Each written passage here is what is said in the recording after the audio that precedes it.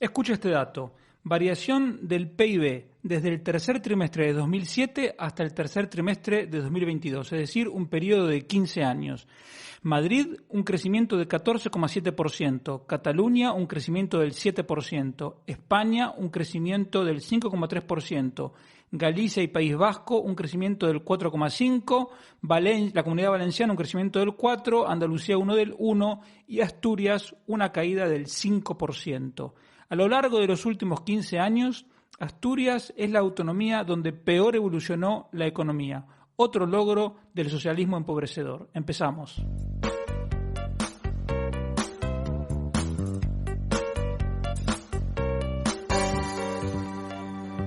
Economía Hoy, con Diego Barceló. Hola, bienvenido a esta nueva edición de Economía Hoy, como siempre con la ayuda fundamental de David en el control. Recuerda que puedes encontrarme en las redes sociales, soy @DiegoBarceló, tanto en Twitter como en Instagram, y me encuentras como Barceló y Asociados, tanto en YouTube como en Facebook, en Telegram y en LinkedIn. La primera cosa que te quiero comentar es referida a la deuda pública. Cada vez que sale un nuevo dato de deuda pública, el Banco de España lo publica todos los meses, crece, se comenta durante unos días, porque evidentemente, como yo ya te he dicho aquí, vivimos en una cornisa con una deuda de más de 1,5 billones de euros. Eso quiere decir que en cualquier momento la economía se puede resbalar, caemos. La única pena es que los golpes los vamos a llevar nosotros y no los irresponsables que han creado este problema. Y entonces ahí es donde viene la confusión. Uno dice, ¿quién fue el que creó este problema? Entonces te quería repasar los grandes números de los gobiernos de Zapatero, Rajoy y Sánchez. Lo que dice los números brutos, los números sin ningún tipo de análisis. Zapatero aumentó la deuda en total en 354.000 millones de euros. Fue un crecimiento del 91%. Con Rajoy pasó de unos 740.000 millones a 1,2 billones, fue un aumento de casi 460.000 millones. Proporcionalmente, el aumento fue de 62%. Y finalmente, en el caso de Pedro Sánchez, la deuda ha pasado de 1,2 billones a lo que te acabo de decir, 1,5 billones, que es un aumento de poco más de 300.000 millones, un aumento del 25%. Entonces, si miramos estos datos, el que la aumentó proporcionalmente más fue Zapatero, porque como te acabo de decir, lo aumentó un 91%. Si miramos al número global, el aumento global, el que más lo aumentó fue Rajoy, con 459.000 millones de euros. Hay otra variable muy importante que es el tiempo en que se generó esa deuda. Esos incrementos que te acabo de decir, Zapatero lo hizo en 93 meses, Rajoy en 78 y Sánchez en 51. Por lo tanto, si dividimos los incrementos que te acabo de decir por esta cantidad de meses, tenemos que en el caso de Sánchez, el incremento de la deuda desde que entró a la Moncloa por la ventana es de 5.900 millones de euros, casi 200 millones de euros por día. Pero hasta ahí a mí no me gusta, no me gusta detener el análisis ahí. ¿Por qué? Porque muchos se olvidan de dos cosas fundamentales. Zapatero, que con lo que te estoy diciendo parece como que fue el más prudente, el que menos aumentó la deuda, porque lo hizo a un ritmo de 3.800 millones de euros por mes, en realidad Zapatero dejó casi 74.000 millones de euros de facturas sin pagar, que se encontró Rajoy. Y además no supo gestionar el quiebre de las cajas de ahorro donde políticos y sindicalistas destrozaron esas entidades financieras. Entonces, ¿por qué no lo supo gestionar? Primero, no supieron prevenir el problema en la época de la burbuja y dejaron alegremente que las cajas de ahorro dieran crédito a cualquiera y se extendieran muchísimo más allá de sus áreas respectivas de influencia. Por ejemplo, una caja gallega haciendo promociones en Canarias y cualquier tipo de disparates. Entonces, y luego cuando la burbuja reventó, Zapatero tampoco supo gestionar ese problema. Y entonces, ¿esto qué te quiero decir? Que al final ese marrón también le cayó a Rajoy, que tuvo que pedir la asistencia financiera a la Unión Europea. Y encima los socialistas tienen la cara de decir que Rajoy pidió un rescate, cuando en realidad fue un préstamo para tapar el hueco, el bache que habían dejado los propios, no solo los socialistas en el sentido de que gobernaban y no supieron atajar el problema, pero todos por igual, porque todos estaban metidos en la caja de ahorro.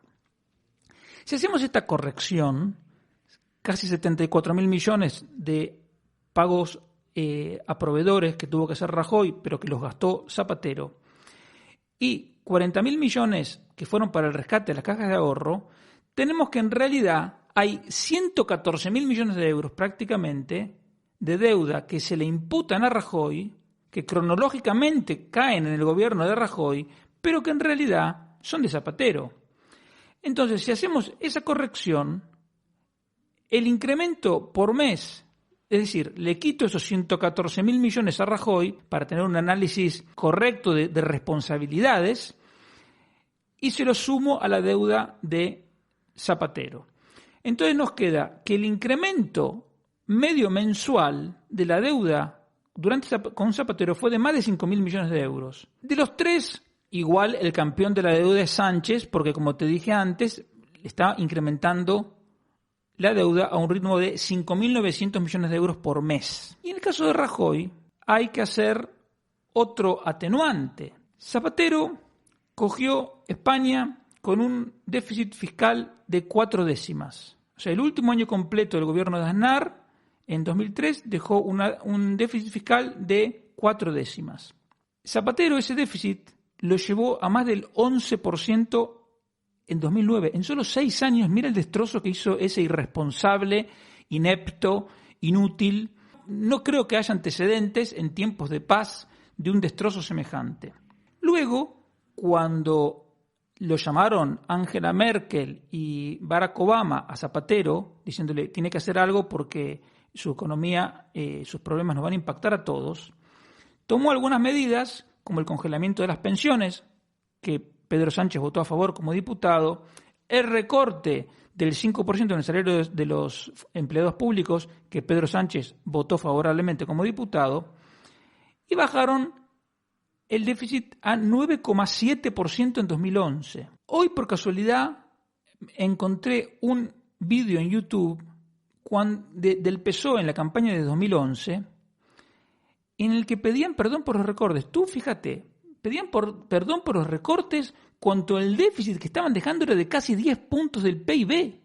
O sea, esa gente, bueno, y recuerdo que Rubalcaba decía, bueno, antes, como en el 2009, puede que nos hayamos pasado con el gasto y ahora puede que nos estemos pasando con el ahorro. Rubalcaba consideraba que se estaban pasando con el ahorro con un déficit de casi 10% del PIB. Te lo recuerdo, porque si tú eres más joven, ahora te hablan de Rubalcaba prácticamente como si hubiera sido Adenauer, y realmente, lamentablemente, no fue el caso. Las elecciones de 2011 fueron el 20 de noviembre de ese año. En septiembre, digamos septiembre, puede haber sido en agosto, puede haber sido en octubre, pero digamos septiembre, la ministra de Economía de entonces, Elena Salgado, dijo que España iba a cumplir la meta de déficit con holgura. El déficit era 6%, la meta acordada con Bruselas. Pongamos que ella dijo con holgura porque estaban en campaña, y lo normal era pensar que se podían pasar un poco del 6. Bueno, no es que se pasaron un poco del 6. Se pasaron, ya te digo, que llegaron casi al 10. Eso fue un desfase de más de 30.000 millones de euros, que fue la bomba que le explotó a Rajoy, por la cual Rajoy subió impuestos y también recortó el gasto. Ahora, lo que estamos hablando de la deuda, lo que te quiero decir es, en 2011, con la izquierda en la oposición y el movimiento 15M, que ya estaba empezando, ya estaba en circulación, Rajoy tuvo que decidir con qué estrategia recortaba el déficit fiscal. Y él eligió una estrategia gradual.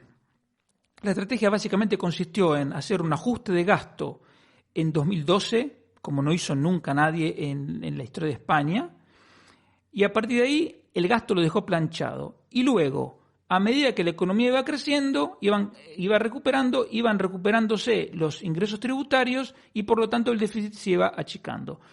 Podemos discutir si fue la mejor estrategia o no.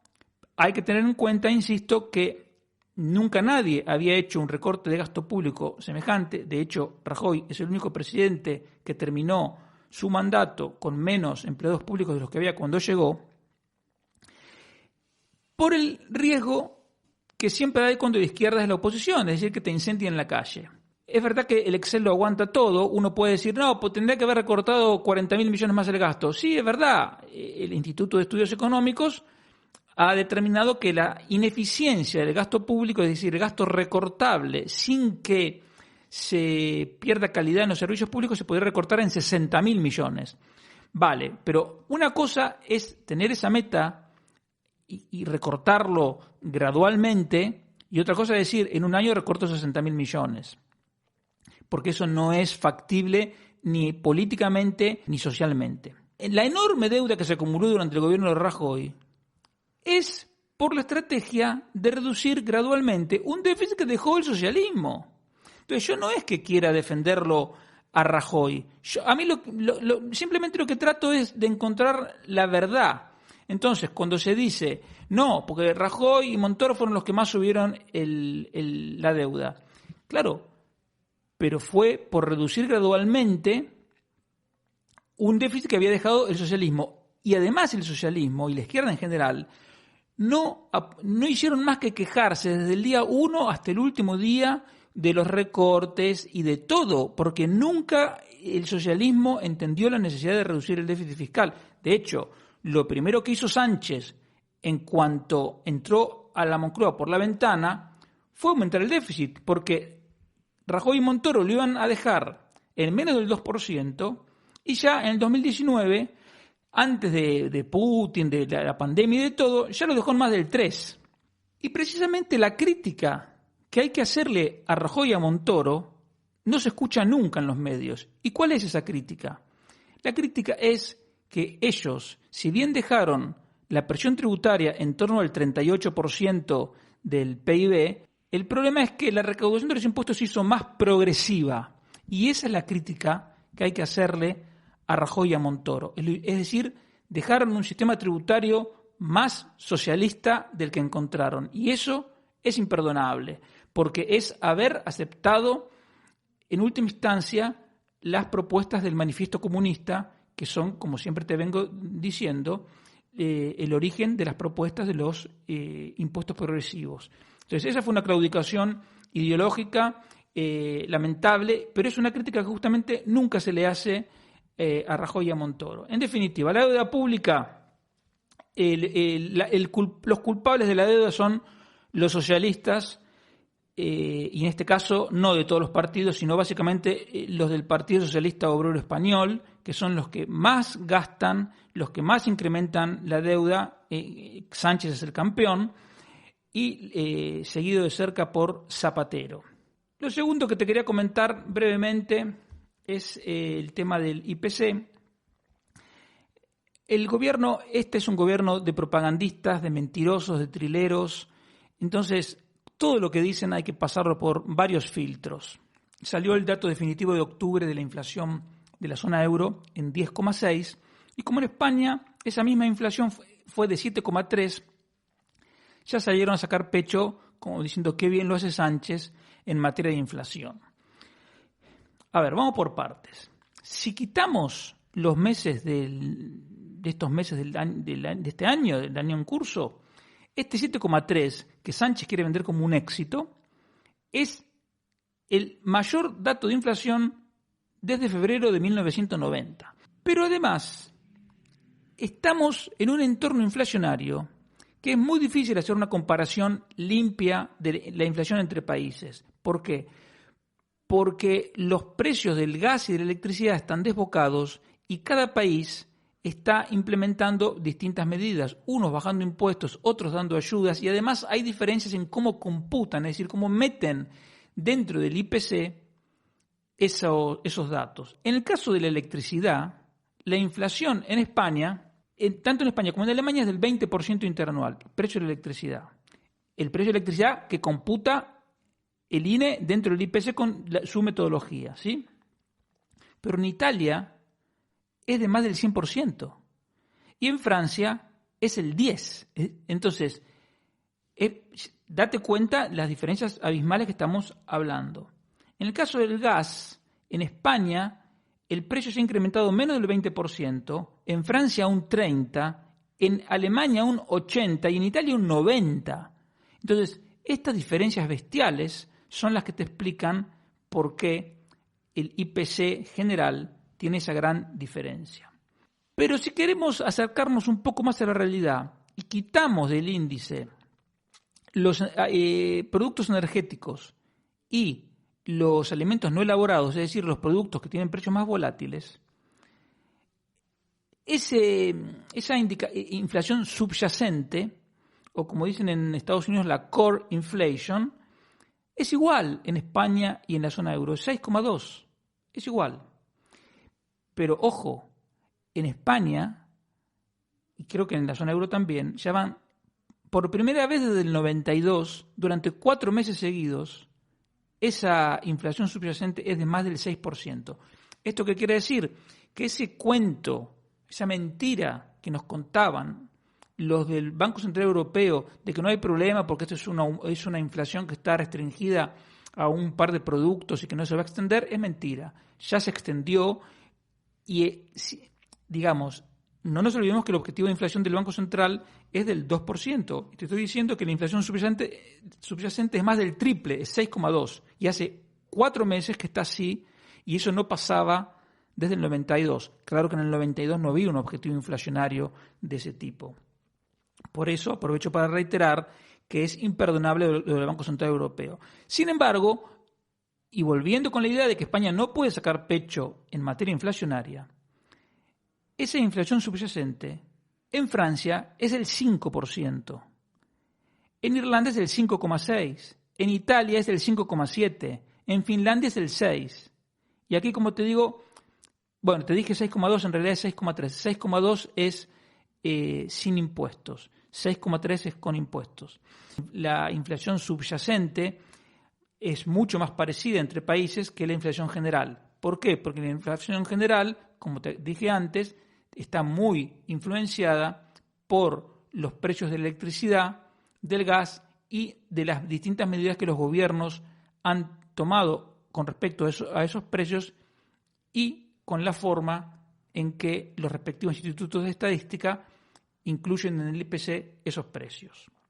Y el tercer tema que te quería comentar tiene que ver con el tema del Bitcoin y las criptomonedas. Yo no soy un experto en el tema. Acabo de terminar de leer un libro de Andreas, es un nombre griego, Antanopoulos, creo.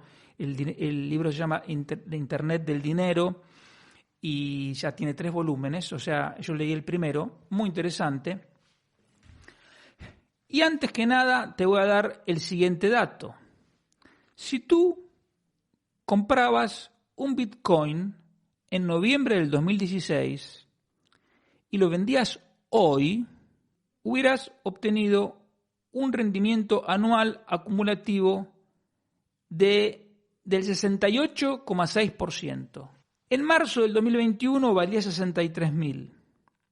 En julio del 2021 había caído a la mitad, poco más de 30.000. Luego, a final del 2021 se recuperó fuertemente hasta casi $69.000 por Bitcoin, que es el precio máximo, y desde ahí hasta hoy, como te digo, cayó un 76% hasta los $16.750 de hoy. A pesar de que se destruyó de esa manera, un Bitcoin en noviembre de 2016 valía $730. Por lo tanto, si lo comprabas en noviembre del 2016, hasta hoy el rendimiento acumulativo es de casi el 70% anual, una rentabilidad espectacular que no sé si hay algún otro activo que consiguió eso. Cada vez que cae mucho la cotización del Bitcoin, aparece en los comentarios, primero, de que es una cosa que no sirve para nada, que no vale nada. La segunda, que da pie a muchos fraudes, etcétera.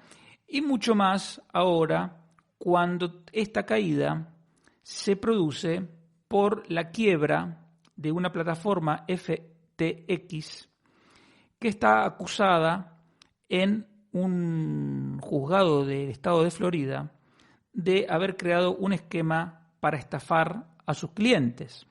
No estoy en condiciones de decirte si hubo realmente un fraude o no, pero siempre que sea un banco o sea una plataforma de criptomonedas, si no tiene las criptomonedas que recibió en depósito para devolver, es porque las usó en otra cosa, para dar crédito, para hacer apuestas especulativas o para hacer fraude. Realmente no sé cuál es el caso. Este tema a mí me molesta bastante porque ayuda a difundir, a generalizar las sospechas que genera el mundo de los criptoactivos, porque entonces si hay alguien que lo veía con cierta desconfianza, ahora va a desconfiar más.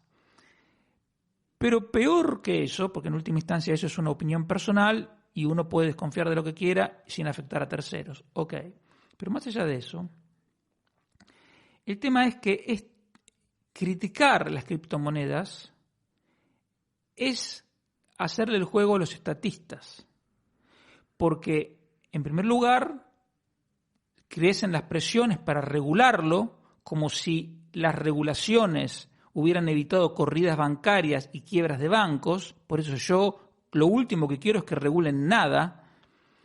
Lo que sí quiero es que si alguien comete una irregularidad que sea juzgado y castigado, evidentemente. Pero ninguna regulación estatal nos va a garantizar eso. Y menos aún porque las criptomonedas ponen en juego el monopolio estatal del dinero. Por lo tanto, la regulación estatal sería muy ingenuo, casi estúpido, creer que se haría con la intención de proteger los intereses de pobrecitos ahorradores. No, se haría con la intención de asfixiar a un sector que está poniendo en juego una de las bases fundamentales del poder estatal, que es tener el control exclusivo sobre la moneda. Porque el maestro Mises, el número 1 de la Escuela de Austria, justificaba el valor del dinero en lo que él llamaba la teoría regresiva. Es decir, tú hoy puedes pagar con un billete de 50 euros porque ayer eso también fue posible. Y así va yendo para atrás. Es decir, te lo van aceptando porque ayer lo aceptó otro y así. Llegas a un punto en que ese papel, en ese momento se llamaría peseta o con el nombre que fuese, lo aceptaban porque había una cantidad de oro depositado en un banco. Entonces dice, el papel lo uso porque está respaldado. Luego sigue yendo para atrás y entonces usabas directamente el oro o la plata. Y al final se llega a un punto en el que el valor del dinero fiduciario de hoy se explica porque tiene su origen en metales que tenían otros usos, tenían un uso propio más allá del uso monetario.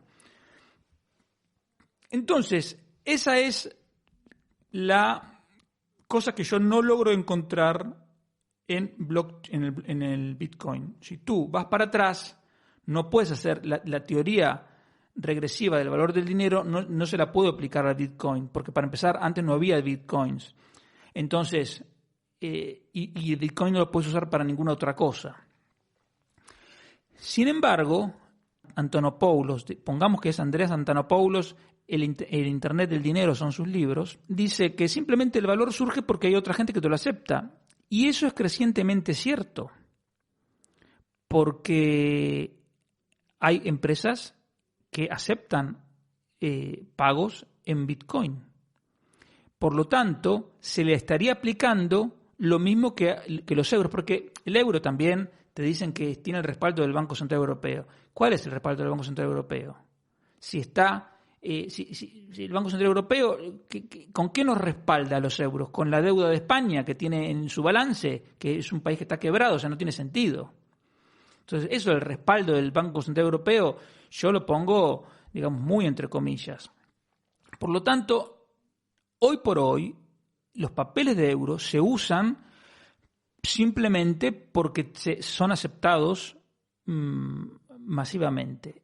Y si el Bitcoin logra una aceptación similar o incluso creciente, no hace falta que sea tan grande, ya tiene un valor. Tiene un valor. Hay gente que no entendió el tema y dice no, que Bitcoin va a desaparecer y las criptomonedas van a desaparecer en cualquier momento. Y eso realmente es ni siquiera tocar de oído, es ignorancia. ¿Por qué?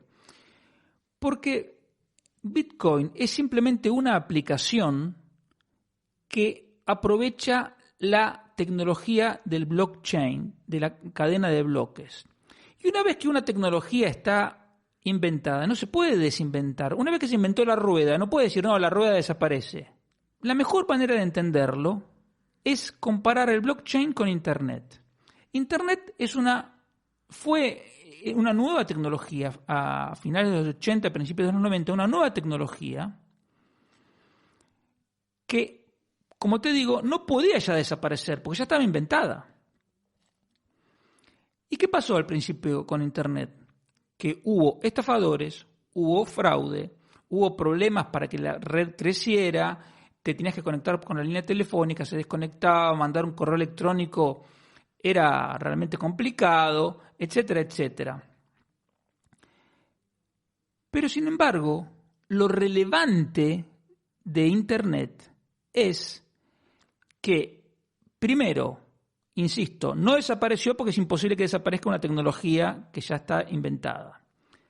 Segundo, fue superando todos los problemas técnicos que se suscitaban a raíz de un uso creciente de la red, ¿sí?